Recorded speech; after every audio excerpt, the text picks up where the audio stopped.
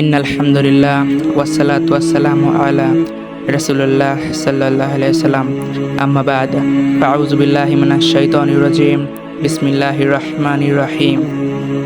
শয়তানের সৃষ্টি ছিল মানুষের জন্য পরীক্ষা স্বরূপ। ইবলিসকে আল্লাহ মানুষের জন্য পরীক্ষা স্বরূপ সৃষ্টি করেন এবং কিয়ামত পর্যন্ত তার দীর্ঘ হায়াত দান করেন। মানুষকে আল্লাহর পথ থেকে বিচ্যুত করার জন্য ও তাকে ধোঁকা দেওয়াই শয়তানের একমাত্র কাজ।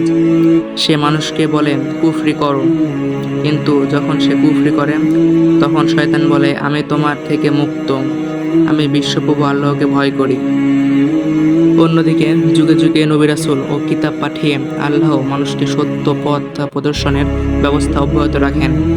আদম আলাইহিস সালাম থেকে শুরু করে শেষ নবী হযরত মুহাম্মদ সাল্লাল্লাহু আলাইহি সাল্লাম পর্যন্ত 1,24,000 পয়গম্বর দুনিয়াতে এসেছেন এবং বর্তমানে সর্বশেষ ইলাহি গ্রন্থ পবিত্র কুরআন ধারক ও বাহক মুসলিম ওলামায়ে কেরাম শেষ নবীর ওয়ারিস হিসেবে আল্লাহর প্রেরিত ওহীর বিধান বিশ্বব্যাপী পৌঁছে দেওয়ার দায়িত্ব পালন করে যাচ্ছেন। পৃথিবীতে যখন আল্লাহ বলার মতো কোনো লোক থাকবে না, অর্থাৎ প্রকৃত তাওহীদের অনুসারী কোনো মুমিন বাকি থাকবে না, তখন আল্লাহর হুকুমে প্রলয় ঘনিয়ে আসবে এবং কিয়ামত সংঘটিত হবে।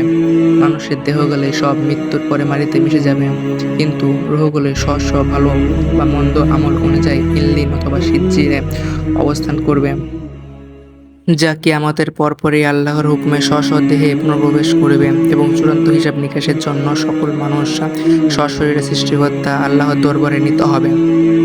মানুষের ঠিকানা হলো তিনটি: এক, দারুদ দুনিয়া, অর্থাৎ যেখানে আমরা এখন বসবাস করছি; দুই, দারুল বরজখ, অর্থাৎ মৃত্যুর পর কবরের জগৎ; তিন, দারুল কাবার, অর্থাৎ কিয়ামতের দিন শেষ বিচার শেষে জান্নাত বা জাহান্নাম চিরস্থায়ী ঠিকানা।